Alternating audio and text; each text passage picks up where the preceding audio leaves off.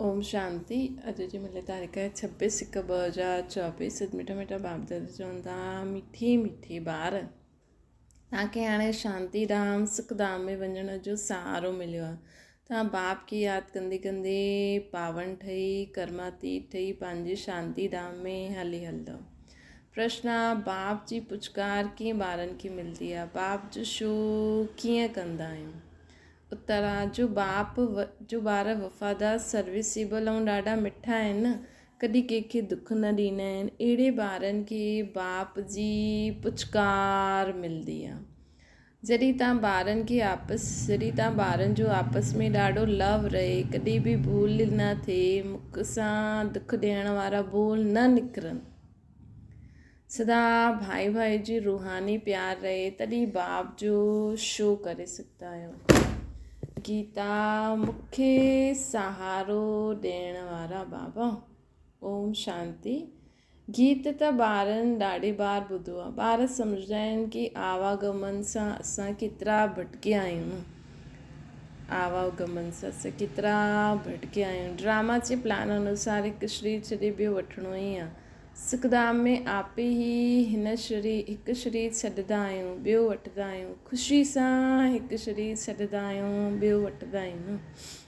हाणे बाप ख़ुशी सां शरीर छॾण लाइ सम्झाइनि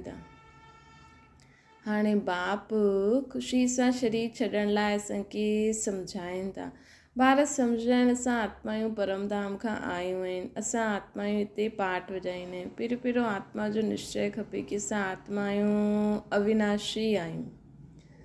ॿारनि खे सम्झायो आहे, सहारो ॾियण वारो हिकु बाप ई आहे न। बाप खे यादि करण सां ॾाढी ख़ुशी थींदी आहे। इहे ॾाढो सम्झण जी ॻाल्हियूं आहिनि। पहिरियों सभु शांतीधाम में रहंदा आहियूं, पोइ पहिरियों सुखधाम में ईंदा आहियूं। बाप तव्हांखे सहारो ॾींदा आहिनि न। भई माण्हू दुख में परेशान थींदा आहिनि, पोइ अधु त इहे बि ॾिसंदा आहिनि कि असांजो हाणे छा थींदो, असां मरी वेंदासीं त काॾे वेंदासीं। लेकिन बाबा असांखे पहिरियों आत्मा जो निश्चय कराए चईं कि तव्हांजी आत्मा त अविनाशी आहे, कॾहिं मरदी न आहे। ॿारनि खे बाबा सम्झायो अथई, सहारो ॾियण वारो त मां ई आहियां। बाप खे यादि करण सां ॾाढी ख़ुशी थींदी आहे। इहे ॾाढी सम्झण जी ॻाल्हियूं आहिनि। इहे बाबा जी ॻाल्हियूं असां सम्झी वठूं त असांखे कॾहिं बि कंहिं ॻाल्हि में मुंझणो न पए। कर्मनि जी कहानी ॿुधाई अथई बाबा, जनम मरण जी कहानी ॿुधाई अथई। पहिरियों सभु शांतीधाम में रहंदा, पोइ सुखधाम में ईंदा आहिनि। असांखे सदा ई यादि रखिणो खपे, कोई बि ॻाल्हि हुजे न, चओ हाणे त असांखे पंहिंजे घर हलणो आहे, पोइ हुतां खां असां पंहिंजे समय में सुखधाम में ईंदासीं। हिन दुखधाम में कोई बि ॻाल्हि थिए थी, ॾिसंदे हुए न ॾिसो, बाप जी यादि में पार कंदा हलो, ॿियो छा। बाबा असांखे सहारो ॾिनो अथई न, तव्हां ॿार तव्हांजो शांतीधाम सुखधाम आयो की आयो। इहे त निश्चय आहे न। असां आत्मा हिकु शरीर छॾे ॿियो वठंदा आहियूं। पहिरियों खां ई अविनाशी पाठ मिलियो आहे न। तव्हांखे इहे 84 जन्मनि जो पाठ वॼाइणो ई आहे। बाप ॿारनि सां ई ॻाल्हि कंदा आहिनि, छो जो हिन ॻाल्हियुनि खे सवाइ तव्हांजे ॿियो कोई बि न ॼाणंदो आहे। हिन पुरुषोत्तम संगम युग ते ई पुरुषोत्तम ठाहिण जे लाइ बाप असांखे रास्तो ॿुधाईंदा आहिनि। आत्मा खे कोई डर न हुजिणो खपे। असां त ॾाढे ऊच पद पाईंदा आहियूं न। तव्हां सभी जन्मनि खे ॼाणे विया आहियो। इहे असांजो अंतिमो जन्म आहे। आत्मा सम्झंदी आहे असांखे सहारो मिलियो आहे शांतीधाम सुखधाम में वञण लाइ, त ख़ुशी सां वञणो खपे न। परंतु हाणे इहे अज्ञान मिलियो आहे कि हाणे इहे ज्ञान मिलियो आहे असांखे। हाणे सहारो मिलियो आहे, चलो ॿियो कुझु बि न। हिन दुनिया में अगरि तव्हांखे कोई बि ॻाल्हि हुजे त चओ बसि हाणे त असांखे घर वञिणो आहे, पोइ सुखधाम में अचिणो आहे। परंतु हाणे इहे ज्ञान मिलियो आहे कि आत्मा पते त आत्मा जा पंख टुटल आहिनि। माया पंख तोड़े छॾिया अथई, इन करे वापसि न वञी सघंदा आहियूं। पावन ज़रूरु ठहिणो आहे। हुतां खां हेठि त अची वियासीं, परंतु हाणे आपे ई वापसि न वञी सघंदी आहे आत्मा। हिकु त बाप खपे, ज्ञान खपे, पोइ पावन बि ठहूं। सभिनि खे पाठ वॼाइणो ई आहे। तव्हांखे बि ईअं सम्झणो आहे असां ॾाढे ऊच कुल जा हुआसीं ऐं आहियूं बि। त असां पंहिंजे कुल खे भुलिजी आहियूं। हाणे असांखे वरी खां ऊच डिनाइस्टी जो राज्य भाग्य मिलंदो आहे न।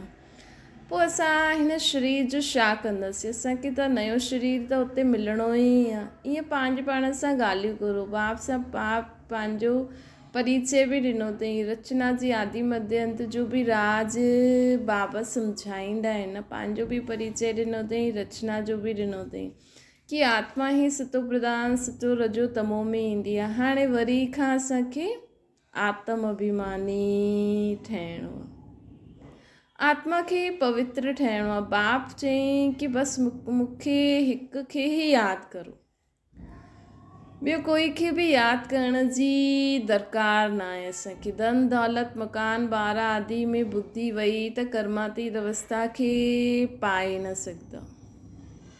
पोइ पद कम थी वेंदो, पोइ सजायूं बि खाइणियूं पवंदियूं। हाणे बि त चेक करो, वैसे त असांखे कर्म क्षेत्र में कर्म त करिणो आहे त बुद्धि हुन वटि लॻाइणी पवंदी आहे, लेकिन जॾहिं कमु थी वियो हुन खां पोइ असां छो बुद्धि लॻायूं?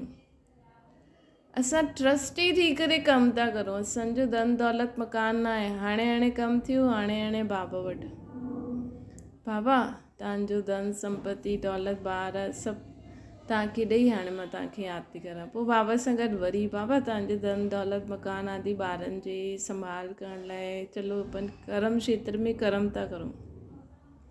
अरे कुझु बि घाटो नुक़सानु कुझु बि थियो, बाबा हीअं थी वियो, बसि बाबा खे ॾेई छॾो, न त कमु पद थी वेंदो, पोइ सजायूं बि खाइणियूं पवंदियूं। हाणे असां आत्मायूं लौटण वारियूं, पावन ठही लौटणो आहे न।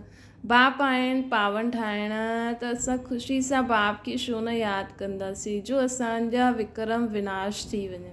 जबकि केॾो फ़ाइदो आहे बाबा खे यादि करण सां। त फ़ाइदे वारी चीज़ खे त यादि करिणो खपे न। ख़ुदि यादि कंदा हूंदा ॿियनि खे बि करण जे सां तीर लॻंदो, ॿियनि खे बि चइण सां तीर लॻंदो। अगरि असां ख़ुदि ई यादि न कंदासीं त ॿियनि खे चइण सां तीर थोरी लॻंदो। हिन जो वीचार सागर मंथन करिणो खपे। सुबुह जो उथी करे वीचार सागर मंथन सुठो थींदो आहे। छो जो बुद्धि सुठी हूंदी आहे न, रिफ्रेश हूंदी आहे। भक्ति बि हुन समय थींदी आहे। हुन समय हिकदमि मन बि शांति हूंदो आहे। ॿियो राति जो सभु कुझु बाबा खे ॿुधाए करे सुम्ही पओ। पोइ सुबुह जो उथी करे मन में बि बाबा खे यादि करे करे सुम्हंदव न त मन बि हिकदमि शांति, बुद्धि बि हिकदमि स्वच्छ। गीत आहे न, राम सिमरो प्रभात मोरे मन, भक्ति मार्ग में त सिर्फ़ु ॻाईंदा ई आहिनि। हाणे बाप जो डायरेक्शन आहे कि सुबुह उथी करे मूंखे यादि करो।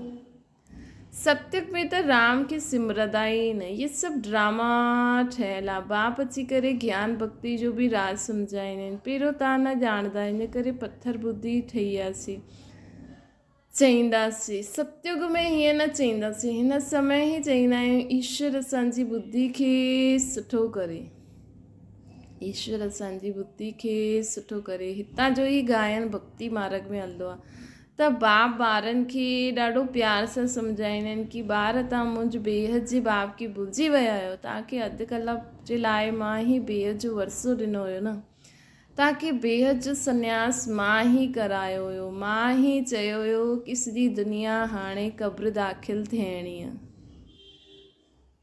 हाणे वरी बाबा उअं ई चवनि था न कि सॼी दुनिया क़ब्र दाख़िल थियणी आहे।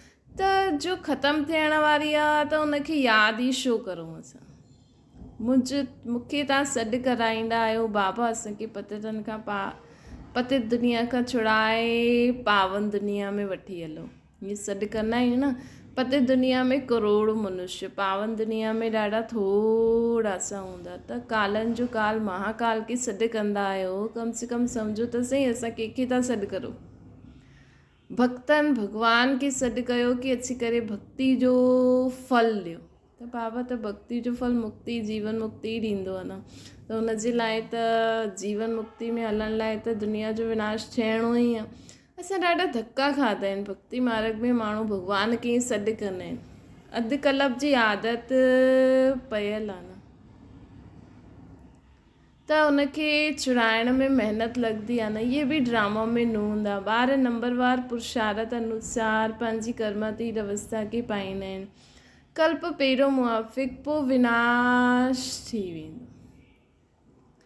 अधु कलाक जी आदत पयल आहे त छॾण में महिनत लॻंदी आहे, धक्का खाइण जी आदत पयल आहे न। हाणे बि कंहिंखे सम्झायो भॻवानु मथे आहे, मथे यादि करो, लेकिन धक्का खाइण जी आदत आहे त काॾे वञे बाबा चवनि था, पोइ धक्का खाईंदा ई रहंदा आहिनि, केतिरो बि उन्हनि खे सम्झाए। इहे बि ड्रामा में न हूंदा, ॿार नंबरवार पुरुषार्थ अनुसार पंहिंजी कर्मातीत अवस्था खे पाईंदा आहिनि। कल्प पहिरियों मुआफ़िक़, पोइ विनाश थी वेंदो। हाणे त रहणो ई हिकु जॻह, हाणे त रहण जी ई जॻह न आहे, अनाज न आहे, खाइनि किथां। अमेरिका में बि चईंदा आहिनि करोड़ मनुष्य भूख में मरदा। अमेरिका में बि चईंदा आहिनि करोड़ों मनुष्य भूख में मरदा। इहे नेचुरल क्लाइमिटीज़ त थियणी आहे। हाणे अमेरिका में बि वॾा वॾा बैंक बि बंदि था थियनि, त उहा आसार त ॾेखारे बि ॾियनि था न। अमेरिका में बि चईंदा आहिनि करोड़ों मनुष्य भूख में मरदा। इहे नेचुरल क्लैमिटीज़ त थियणी आहे। लड़ाई लॻी वञे त अनाज किथां ईंदो, लड़ाई बि ॾाढी भयानक आहे। जो बि सामान उन्हनि वटि आहे न, जो बि सामान उन्हनि वटि तयारु आहे, उहे सभु निकिरंदा। नेचुरल क्लाइमिटीज़ बि मदद कंदी। उन्हनि खां पहिरियों कर्मातीत अवस्था खे पाइणो आहे, सावरे सां गोरो ठहिणो आहे न। कामचिता ते वेही सावरो ठही विया आहिनि। हाणे बाप असांखे पंहिंजी यादि जी शक्ति सां ख़ूबसूरत ठाहींदा आहिनि। बाबा सां सभिनि आत्माउनि खे ख़ूबसूरत ठाहींदा आहिनि। आत्माउनि जे रहण जो ठिकानो त हिकु परमधाम ई आहे न। आत्माउनि जी रहण जो ठिकानो त हिकु परमधाम ई आहे। त सभी आत्मायूं हाणे बाप खे यादि करे ख़ूबसूरत थी ठहूं।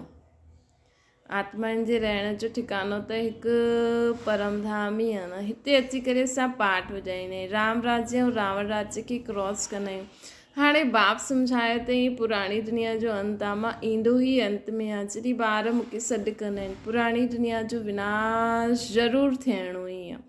गायन बि आहे न, मिरवा मौत मलुक जो शिकार, लेकिन बाप जी श्रीमत ते न हलंदो त उहा ख़ुशी न थी सघंदी आहे। हाणे तव्हां ॿार ॼाणंदा असांखे इहे शरीर छॾे करे अमरपुरी में वञिणो आहे। हाणे तव्हां ॼाणंदा आहियो असांखे इहे शरीर छॾे करे अमरपुरी में वञिणो आहे। तव्हांजो नाम ई आहे शक्ति दल, शिव शक्ति सेना आहे न। हाणे तव्हां प्रजापिता ब्रह्मा कुमार कुमारियूं आहियो, शिव जा ॿार त आहियो, पोइ भाउ भेण बि ठहींदा आहियो न।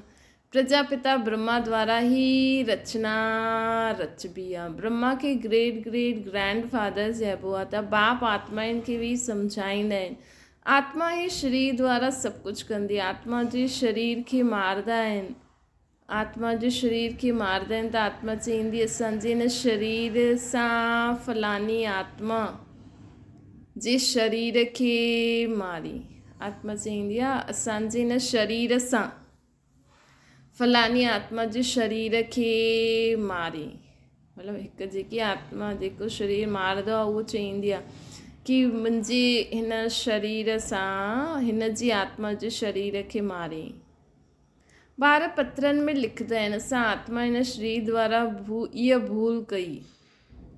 महिनत आहे न, हिन में वीचार सागर मंथन करिणो आहे। मेल्स जे लाइ ॾाढो सहज आहे। बम्बई में सुबुह जो केतिरो घुमणु फिरणु वेंदा आहिनि। तव्हांखे त एकांत में वीचार सागर मंथन करिणो पए कि मां आत्मा हिन शरीर खे खारायां थी, मां आत्मा हिन खे टेस्ट जे लाइ टेस्ट वठी करे नथी कयां, मां त बाबा जी यादि जो टेस्ट थी वठां, बसि शरीर खे खाराइणो। इहे ई वीचार सागर मंथन करो। मां आत्मा हिन शरीर सां हलां थी, हिन शरीर खे सैर थी करायां ताकी शरीर तंदुरुस्त रहे। मां आत्मा हिन शरीर जी साफ़ सफ़ाई थी करां, मां आत्मा हिन शरीर खे कपिड़ा थी पारायां, मां आत्मा हाणे हिन शरीर जे लाइ भोजन थी ठाहियां। बाबा जी बि यादि रहे कि मां बाबा सां गॾु बाबा जे लाइ ऐं शरीर जे लाइ भोजन थी ठाहियां। मां आत्मा हिन शरीर जे लाइ कपिड़ा वठां थी, मां आत्मा हिन शरीर जे लाइ इहे सामान वठां थी। ईअं करे वीचार सागर मंथन करो।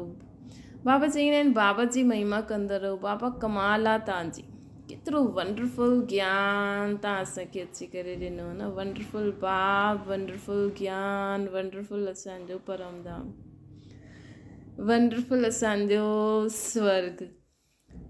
महिमा देहधारियुनि जी महिमा न ॻाइबी आहे। विदेही ऊचती ऊच भॻवानु आहे, उहो कॾहिं पंहिंजी देह न वठंदो आहे, ख़ुदि ॿुधाईंदो आहे मां साधारण तन में प्रवेश कंदो आहे। इहे पंहिंजे जन्मनि खे न ॼाणंदा आहिनि, तव्हां बि न ॼाणंदा आहियो। हाणे इन्हनि द्वारा मूंखे ॼाणियो आहे न, त तव्हां बि ॼाणे, हाणे इन्हनि मुंहिंजे द्वारा मूंखे ॼाणियो आहे, तव्हां बि हाणे ॼाणे विया आहियो। तव्हां इहा प्रैक्टिस करणी आहे। बाबा खे यादि करण सां तव्हांखे ॾाढी ख़ुशी थींदी। जॾहिं पंहिंजे खे आत्मा निश्चय कंदो त आत्मा खे ई ॾिसंदा रहंदव, पोइ विकार जी कोई ॻाल्हि उथी न सघंदी आहे। अगरि असां आत्म अभिमानी स्थिति में थी करे सभिनि खे आत्मिक स्वरूप में ॾिसंदासीं न, वो विकार जी ॻाल्हि उथी न सघंदी आहे। बाप चईंदा आहिनि अशरीरी भव, पोइ क्रिमिनल ख़्यालात उथंदा ई छो? भई इहो मुंहिंजो पति आहे, इहा मुंहिंजी पत्नी आहे, इहे मुंहिंजा ॿार आहिनि, इहा मुंहिंजी ससु आहे, इहा मुंहिंजी नुंहुं आहे, न इहे सभु आत्मायूं आहिनि। शरीर खे ॾिसण सां किरी पवंदा आहिनि, ॾिसणो आहे आत्मा खे। असां आत्मायूं आहियूं, असां इहे पाठ वॼायूं था। हाणे बाप चईंदा आहिनि अशरीरी भव, मूंखे यादि करो त पाप कटिजी वेंदा, ऐं यादि जी यात्रा ते रहण सां कमाई जमा थींदी। सवेरे जो समय ॾाढो सुठो आहे। बाबा चवंदा सिर्फ़ु बाबा जी सवाइ ॿियो कंहिंखे ॾिसो ई न। बाक़ी लक्ष्मी नारायण एम ऑब्जेक्ट, मन मना भव मध्याजी भव, इन जो अर्थ कोई न ॼाणंदो आहे। तव्हां सम्झाए सघंदा आहियो भक्ति या प्रवृत्ति मार्ग जे लाइ। उहो निवृत्ति मार्ग वारा त जंगलनि में छा भक्ति कंदा। अॻियां त इहे सतो प्रधान हुया, हुन समय उन्हनि खे सभु कुझु जंगलनि में पहुचंदो हुया। हाणे त ॾिसो कुटियायूं ख़ाली आहिनि, छो जी तमो प्रधान ठहिण जे कारण उन्हनि वटि कोई कुझु पहुचंदो ई न आहे। हुन ॾींहुं बि बाबा चई न, असांजी साधना एॾी सुठी हुजणी खपे कि साधन आपे ई ईंदा। साधननि जे वश थी करे साधना न करणी, असांखे बाबा जी यादि में रही करे सभु कुझु करिणो आहे। साधन आपे ई अची वेंदा, है न। त हाणे त उहो तमो प्रधान थी विया, इन करे मांगणो पवंदो आहे। भक्तनि जी श्रद्धा न रही आहे, हिन कारण हाणे धंधे में लॻी पिया आहिनि, करोड़पति पदमपति आहिनि। हाणे इहे त सभु ख़तमु थियणो ई आहे। इहे न कि सभु सोने जा कोई मकान आदि ठाहींदा, हुते त सभु कुझु नयो हूंदो। हीअं न कि हिन सोने सां कोई मकान आदि ठाहींदा, हुते त सभु नयो हूंदो। अनाज बि नयो, मतिलबु जेको हिन दुनिया में सोनो आहे हिन सां न हूंदो, जीअं सोनो बि प्योर थी वेंदो। अनाज बि नयो, नई दुनिया में फर्स्ट क्लास चीज़ूं हूंदियूं आहिनि। हाणे त ज़मीन सड़ी वई आहे त अनाज बि पूरो न निकिरंदो आहे। हुते त सॼी ज़मीन बि तव्हांजी, सागर बि तव्हांजो रहंदो, विश्व जी पूरी ज़मीन बि असांजी रहंदी, सागर बि असांजो रहंदो। हुते केतिरो शुद्ध भोजन खाईंदासीं न। हिते त ॾिसो जानवरनि खे बि पकाए करे खाईंदा आहिनि, हुते त अहिड़ी ॻाल्हि न थींदी आहे। त तव्हां ॿारनि खे बाबा जो ॾाढो शुक्रिया मञिणो खपे कि अहिड़ी दुनिया बाबा असांजे लाइ ठाहिनि था, ऐं असां हुन में वञण जे लाइ जो बाबा जो ज्ञान आहे, बाबा जे ज्ञान खे सम्झी करे जीवन में धारण था करे सघूं। केॾो शुक्रिया मञिणो खपे कि बाबा तव्हां असांजी बुद्धि ॾाढी सुठी ठाही आहे। त असांजी आत्मा हेॾी सारी आत्माउनि मां असां सिलेक्टेड आत्मायूं आहियूं जो स्वर्ग में वञी सघंदा आहियूं, अहिड़ो सुख अनुभव करे सघंदा आहियूं। तव्हां बाप खे ॼाणंदा आहियो, ॿियो ॿियनि खे बि ॿुधाईंदा आहियो कि बाप चईंदो आहे मां साधारण बूढ़े तन में हिननि जी बि वानप्रस्थ अवस्था में प्रवेश कंदो आहे। वानप्रस्थ अवस्था में ई वापसि वञिणो आहे, इहे बि क़ाइदो आहे न। भक्ति जी बि हिते ई रस्म हलंदी आहे। इहे सभु धारण करण जी ॻाल्हियूं आहिनि। भक्ति में बि इहे ई रस्म हलंदी आहे न। वानप्रस्थी में माउ बाप सभु ॿारनि खे ॾेई करे पोइ पंहिंजो भक्ति कंदा आहिनि। लेकिन अॼुकल्ह जा माउ बाप भक्ति में नथा वञनि, अञा ताईं पैसे ॿारनि में मोह रखी वेठा आहिनि, त केॾो दुख था ॾिसनि। क़ाइदे जो उल्लंघन करनि था त फ़ाइदो थोरी मिलंदो। ये सभु धारण करण जी ॻाल्हियूं आहिनि। कोई त सुठी रीति नोट करे धारण करे ॿियनि खे ॿुधाईंदो आहे, ॿुधण सां ॾाढो मज़ो ईंदो आहे। छो जी हाणे सहारो मिलियो आहे न, त हाणे कोई बि ॻाल्हि थिए सदा यादि रखो कि हाणे त असांखे शांतीधाम सुखधाम में वञिणो आहे। हिते त जेतिरो समय आहियूं बाबा जी यादि में रही करे हलंदा हलो था। ॼाणंदा हर हिकु आत्मा ब्रकुटी जे तख़्त ते विराजमान आहे। आत्मा जे लाइ ई चईंदा आहिनि ब्रकुटी जे विच में चमकंदो आहे जब सितारो। ईअं त न चईंदा आहिनि परमपिता परमात्मा शिव चमकंदो आहे, परंतु आत्मा चमकंदी आहे न। आत्मा भाई भाई आहे, तॾहिं चईंदा आहिनि हिंदू मुस्लिम पाकिस्तानी बौद्धी सभु भाई भाई। परंतु भाई जो अर्थ सम्झंदा न आहिनि। तव्हां आपस में तव्हांजो आपस में केतिरो न लव हुजणो खपे। सतयुग में जानवरनि जो बि आपस में लव हूंदो आहे न। तव्हां भाई भाई आहियो त केतिरो न लव हुजणो खपे। परंतु देह अभिमान में अचण सां हिक ॿिए खे ॾाढो तंग कंदा आहिनि, पोइ हिक ॿिए जी ग्लानी कंदा आहिनि। हिन समय तव्हां ॿारनि खे आपस में ॾाढो खीर खंड थी करे रहणो खपे। बाबा चवनि था तव्हां वटि तव्हांजो आपस में ॾाढो लव हुजणो खपे। सत्युग में जानवरनि जो बि आपस में लव हूंदो आहे। तव्हां भाउ भाउ आहियो त केतिरो न लव हुजणो खपे, परंतु देह अभिमान में अचण सां हिक ॿिए खे हिक ॿिए सां ॾाढो तंग थी वेंदा आहिनि, पोइ हिक ॿिए जी ग्लानी कंदा रहंदा आहिनि।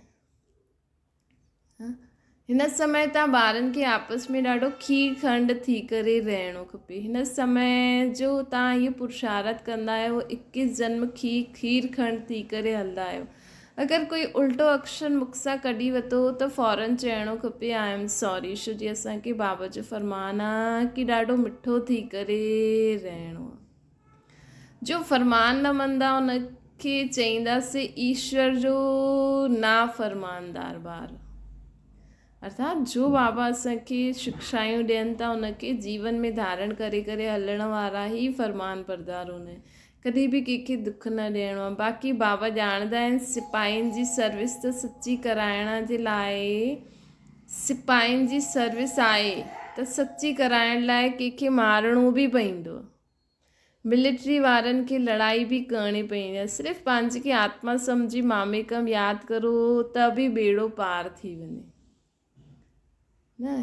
हिन पुराणी दुनिया खे छा ॾिसणु, असांखे त नई दुनिया खे ॾिसणो आहे न। हाणे त श्रीमत सां नई दुनिया स्थापना थिए थी। हिन में आशीर्वाद जी त कोई ॻाल्हि कोन्हे। टीचर कॾहिं आशीर्वाद न कंदा आहिनि। टीचर त पढ़ाईंदा आहिनि। जेतिरो जो पढ़ंदो मैनर्स धारण कंदो ओड़ो पद पाईंदो। हिन में बि ईअं ई आहे, स्कूल में बि उअं ई आहे, हिते बि उअं ई आहे। पंहिंजो रजिस्टर आपे ई ॾिसणो खपे। कल्ह बि बाबा चई न कि असां कीअं हलंदा आहियूं। कोई त ॾाढो मिठो थी करे हलंदो आहे, हर ॻाल्हि में राज़ी रहंदा आहिनि। बाबा चईंदा आहिनि तव्हां आपस में कचहरी करो कि कोई भूल त न थी असांखां। परंतु कचहरी करण वारनि खे सम्झणो खपे असां आत्मा आहियूं। असां पंहिंजे भाउ खां पुछूं था, हिन शरीर द्वारा कोई भूल त न थी। इहे न असां हुननि खे ख़राबु सम्झी वठूं। त कचहरी करण वारा बि ॾाढा समझदार हुजणा खपनि कि हा भई आत्मा सम्झे कि असां आत्मा पंहिंजे भाउ खां पुछूं था हिन शरीर द्वारा कोई भूल थी, ऐं हुन में एतिरी शक्ति बि हुजणी खपे कि उहो हुन भूल खे ख़तमु करण लाइ पुरुषार्थ करे। कंहिंखे दुख त न ॾिनो। बाप कॾहिं दुख न ॾींदा आहिनि। बाप त सुखधाम जो मालिक ठाहींदा आहिनि असांखे। बाप आहे ई दुख हरता सुख करता। बाबा चईंदा आहिनि त तव्हांखे सभिनि खे सुख ॾियणो खपे, उल्टो सुल्टो कॾहिं बि न ॻाल्हाइणो। पर असां इहे ई सोचो मुंहिंजो पीउ कंहिंखे दुख न ॾींदो आहे त मां अगरि पंहिंजे पीउ जो ॿारु आहियां त मां बि न ॾींदमि। कॾहिं बि लॉ पंहिंजे हथ में न उठाइणो आहे। तव्हांजो कमु आहे रिपोर्ट करणु, ॾाढो मिठो ठाहिणो आहे। जेतिरो मिठो ठाहींदा ओतिरो बाप जो शो कंदा। बाबा प्यार जो सागर आहे, तव्हां बि प्यार सां सम्झाईंदव त तव्हांजी विजय अवश्य थींदी। बाप चईंदा आहिनि मुंहिंजा लाडला ॿार कॾहिं कंहिंखे दुख न ॾियणो आहे। अहिड़ा ॾाढा आहिनि जो उल्टी सुल्टी भूल कंदा आहिनि, चुगली कंदा आहिनि, रीस कंदा आहिनि, हसद कंदा आहिनि। इहे बि विक्रम आहे, बाबा चवनि था। चुगली करणु, उल्टी सुल्टियूं भूलियूं करणु, रीस करणु, हसद करणु, इहा बि विक्रम आहे, बाबा चवनि था। मतिलबु हिक ॿिए जी हसी मज़ाक उड़ाइणु, हिक ॿिए जो मज़ाक उड़ाइणु। बाबा चईंदा आहिनि जो सुठो वफ़ादार सर्विसेबल हूंदो उहो असांखे ज़रूरु मिठो लॻंदो। उनखे पुचकार बि ॾींदा आहिनि बाबा, ॿियनि खे न ॾींदा आहिनि। पोइ चईंदा आहिनि इन्हनि जी पास ख़ातिरी थींदी आहे। इहे वॾा माण्हू आहिनि, अहिड़ा ॾाढा नुक़सानु कंदा आहिनि, उल्टो सुल्टो कमु करे करे दोष धरंदा आहिनि। समाचार ईंदो आहे फलानी बीड़ी न छॾंदा आहिनि। बाबा चईंदा आहिनि उन्हनि खे बि सम्झाइणो पए कि तव्हां योग बल सां विश्व खे पावन ठाहे सघंदा आहियो त छा इहे न छॾे सघंदा आहियो। बाप खे यादि करो, बाबा अविनाशी सर्जन आहे न, अहिड़ी दवाई ॾींदा आहिनि जो सभु दुख दूरि थी वेंदा आहिनि। अच्छा, मीठी मीठी सिकी लधी ॿारनि प्रति माता पिता बाप दादा जो यादि प्यार ऐं गुड मॉर्निंग। रूहानी बाप जी सभिनि रूहाननि ॿारनि खे नमस्ते। असांजी बि रूहानी माता पिता बाप दादा खे यादि प्यार, गुड मॉर्निंग ऐं नमस्ते। धारणा जे लाइ मुख्य साथ देह अभिमान में अची करे हिक ॿिए खे तंग न करिणो आहे, हर ॻाल्हि में राज़ी रहणो आहे, कॾहिं बि चुगली न करणी आहे, हसद न करिणो आहे, रीस न करणी आहे, कंहिंखे दुख न ॾियणो आहे, आपस में ॾाढो मिठो खीर खंड थी करे रहणो। ॿियो आहे सवेरे उथी प्यार सां बाप खे यादि करिणो आहे, पंहिंजे पाण सां ॻाल्हियूं करणियूं आहिनि, वीचार सागर मंथन करो आत्मा जे बारे में। बाबा चई बाबा जो शुक्रिया मञणो आहे, शुक्रिया बाबा, शुक्रिया बाबा, शुक्रिया बाबा। वरदाना पंहिंजी पावरफुल स्थिति में स्थित रही मनसा द्वारा सेवा करण वारा नंबर 1 सेवाधारी ठहो। यदि कंहिंखे वाणी जी सेवा जो चांस न मिलंदो आहे त मनसा सेवा जो चांस हर समय आहे। पावरफुल ऐं सभिनि खां वॾी सेवा मनसा सेवा आहे। वाणी जी सेवा सहज आहे, लेकिन मनसा सेवा जे लाइ पहिरियों पंहिंजे खे पावरफुल ठाहिणो पए। वाणी जी सेवा त स्थिति हेठि मथे हूंदे बि करे सघंदा आहे, लेकिन मनसा सेवा ईअं न करे सघंदा आहिनि। मनसा सेवा जे लाइ पावरफुल स्थिति खपे, मन बुद्धि हिकदमि स्वच्छ खपे, बाबा सां कनेक्टेड खपे, तॾहिं असां मनसा सेवा करे सघंदा आहियूं। जो पंहिंजी श्रेष्ठ स्थिति द्वारा सेवा कंदा आहिनि उहे ई नंबर 1 सेवादारी फुल मार्क्स वठी सघंदा आहिनि, अर्थात पास विद ऑनर्स थी सघंदा आहिनि। त पास विद ऑनर्स थियण लाइ पंहिंजी मनसा स्थिति हमेशह श्रेष्ठ हुजे, बाप समान हुजे, सर्व जे प्रति कल्याणकारी, रहम भाव, दया भाव, महादानी, वरदानी स्थिति वारा ही मनसा सेवा करे सघंदा आहिनि। उहे ई नंबर 1 श्रेष्ठ सेवाधारी हूंदा आहिनि। बाबा चवनि था स्लोगन आहे लौकिक कार्य कंदे हुए अलौकिकता जो अनुभव करण ही सरेंडर आहे।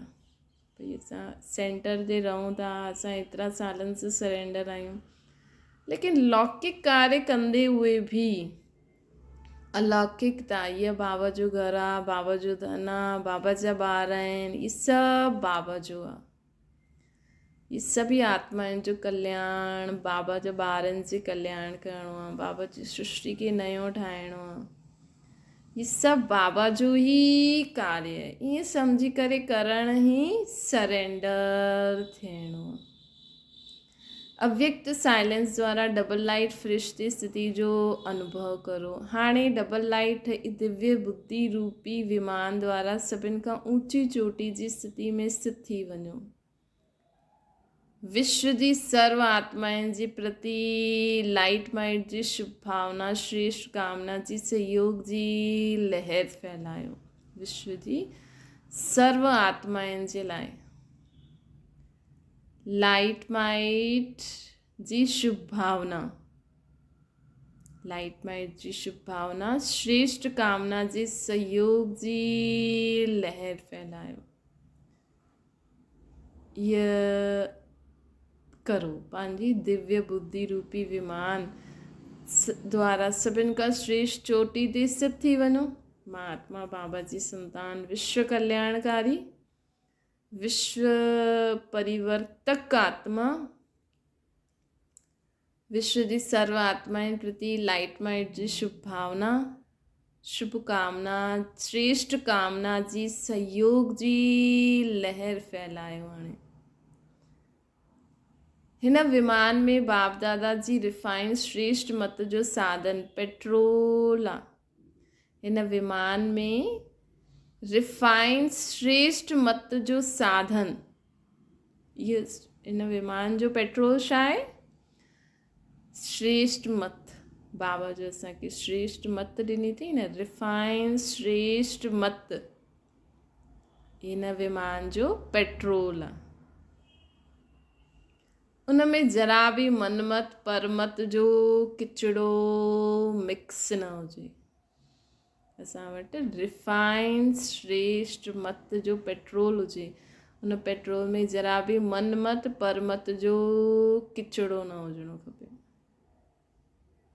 त हिन स्थिति में स्थित थी करे असां सदा डबल लाइट रहंदासीं। जॾहिं असांजी बुद्धि में रिफाइंड श्रेष्ठ मत हूंदी, असां सदा पंहिंजी श्रेष्ठ स्थिति ते स्थित थी करे सर्व आत्माउनि प्रति लाइट माइट जी शुभ भावना ऐं श्रेष्ठ कामना जे सहयोग जी लहर फैलाए सघंदासीं। कॾहिं? जॾहिं असांजी बुद्धि में रिफाइंड श्रेष्ठ मत हूंदी, कोई भी परमत या मनमत जो मिक्सचर न हूंदो। अच्छा, ओम शांति। बाबा खे यादि करो।